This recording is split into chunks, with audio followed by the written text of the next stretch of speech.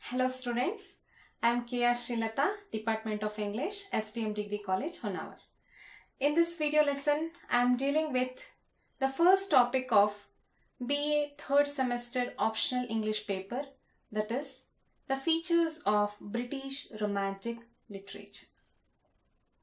In the history of English literature, the period between 1798 and 1837 is called the age of Romantic movement or the Romantic period.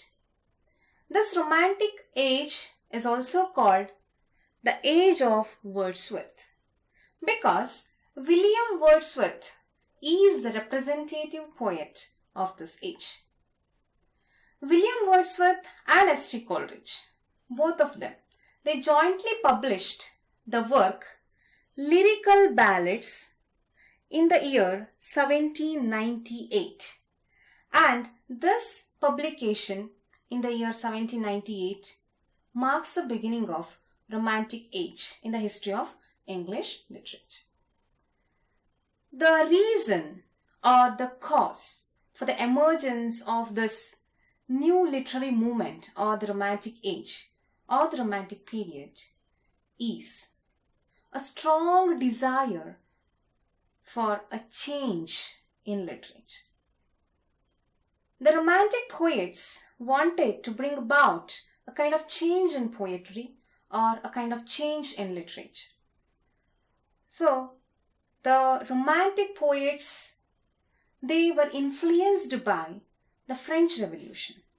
The French Revolution gave three principles, and those three principles are liberty, equality, and fraternity.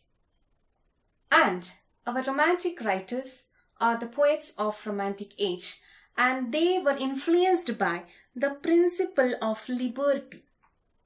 And they applied that principle in literature. That means they wanted what? Liberty in literature. The Romantic poets wanted liberty in literature because if we go back to the age of neoclassicism or the history of the 18th century literature, the neoclassical writers, they had rules and regulations. They used to follow the rules and regulations given by the great classical writers. And Romantic writers thought, we are not going to follow the rules and regulations given by or which were being used by the 18th century writers. That means they wanted a kind of liberty in literature. But 18th century writers had restriction in literature. So because of this restriction, the Romantic poets thought we have to come out of this restriction, and for that we are in need of liberty or freedom to expose the creativity or to produce the creative poetry or poems. And being influenced by the French Revolution or the principle of French Revolution, that is liberty, they started revolting against the rules and regulations of neoclassical school of poetry. So this is the reason or the cause for the emergence of this new literary movement, that is Romantic period. So now let us focus on the features of Romantic literature. The first feature of Romantic age or the Romantic period, Romantic literature, is revolt against the neoclassical school of poetry or neoclassical school of literature.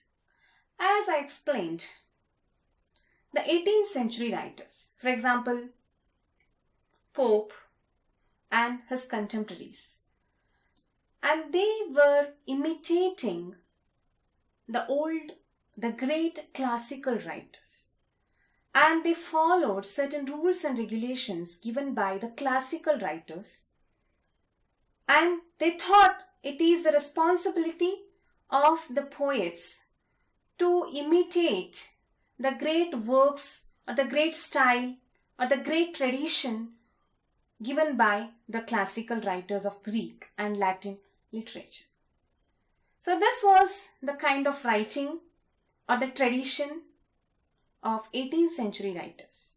But opposite to this, the romantic writers, and they started revolting against this.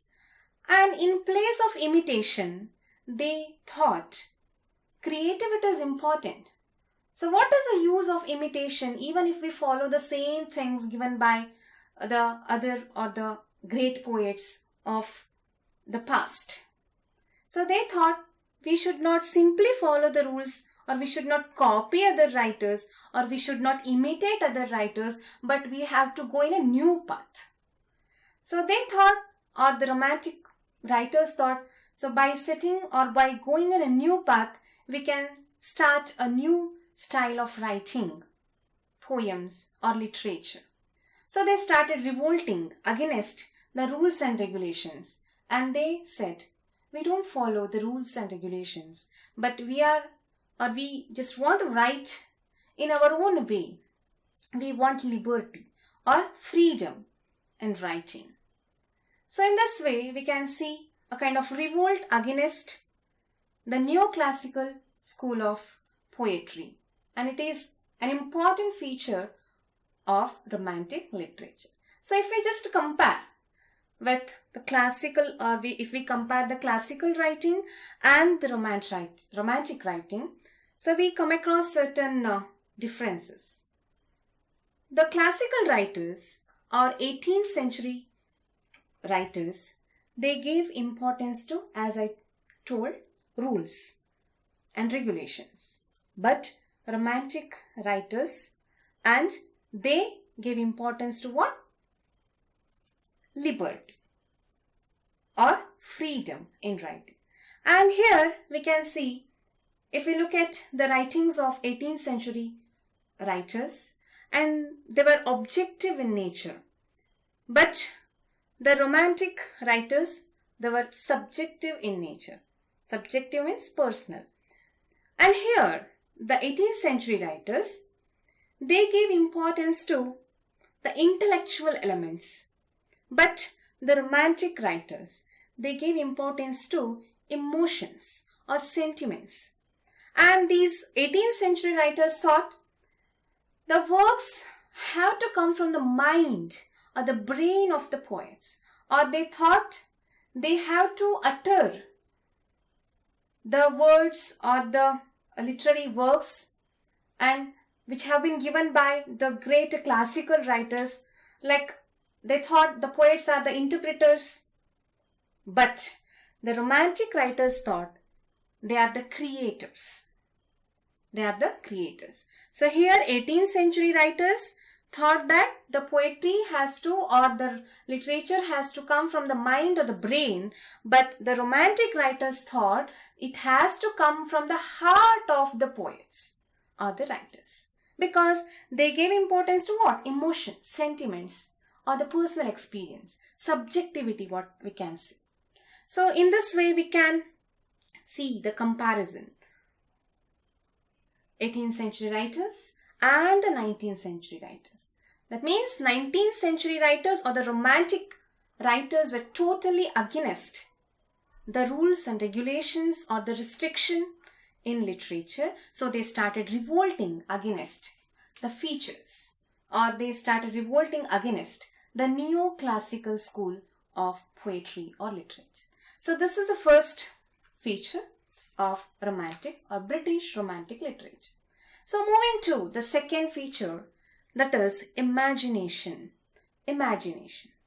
Imagination is an important feature or another important feature of romantic writers or romantic poets or romantic literature.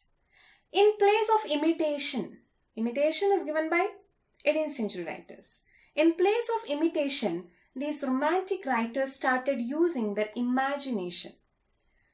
And the poets of romantic period, they thought, so instead of using or instead of copying or instead of imitating the old writers, we have to make use of our creativity, or we have to make use of our imagination.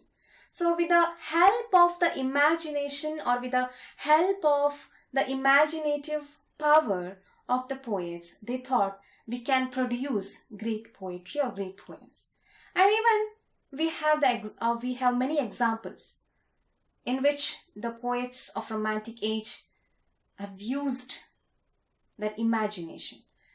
For example, Daffodils. Daffodils is a famous poem written by William Wordsworth. And with the help of his imagination power, he just sees the beautiful yellow flower called daffodils, but he composes or he writes a poem on that. How? How is it possible? If he just writes about the flower as it is just a yellow flower. But with the help of his imagination power, and he was able to write, or he was able to such a beautiful poem and famous poem. And still we read that shows the power of his imagination. And William Wordsworth is called the priest of nature, or he's a nature poet, because in almost all the poems written by him, in those poems we can see the beautiful description of nature, like rivers or mountains or hill stations or waterfalls, flowers, forest. So not only William Wordsworth, other Romantic poets too used nature, a description of nature in their writing. For example, John Keats or P.B. Shelley or S.T. Coleridge and other Romantic poets. And the 18th century writers, for them, nature was just a background. But the Romantic writers, they were influenced, or they got inspiration from nature, and they worshipped nature, and they thought nature is a living being. And even Romantic poets thought, or especially William Wordsworth says, or he thinks that nature is a teacher. And even he says nature is a healer, or nature has a capacity to reduce the pain or the sorrows of human beings. And even he talks about all those things about nature in his poems. For example, a famous sonnet written by William Wordsworth, that is, "World is too much with us."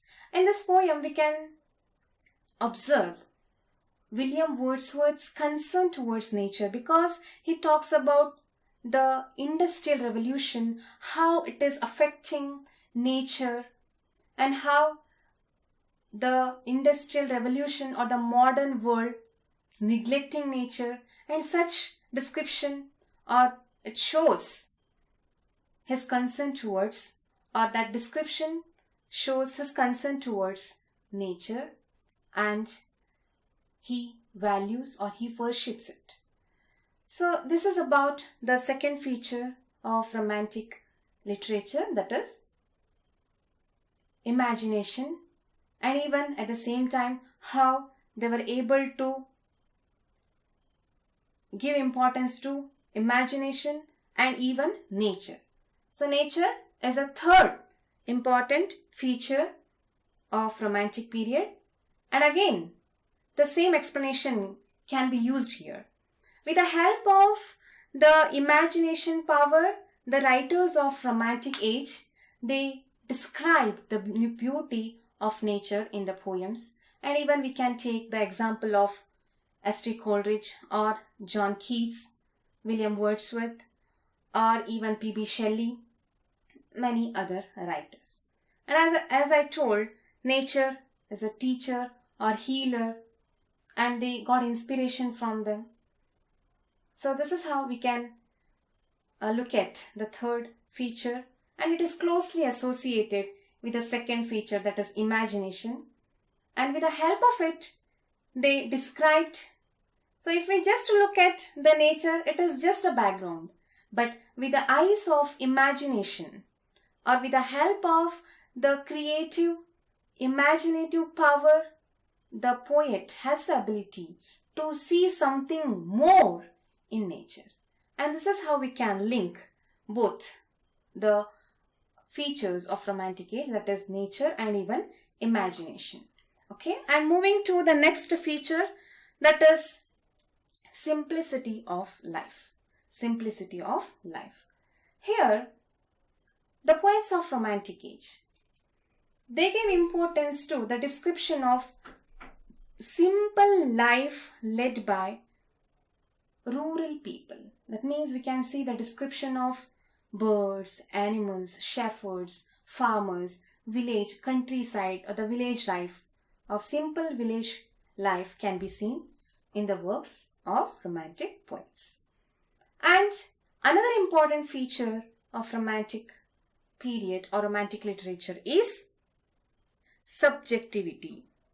Subjectivity in the sense personal, using emotions, sentiments, or personal experiences, or writing according to the views of the poet, or we can say romantic poets were personal in nature, or romantic writers were subjective in treatment.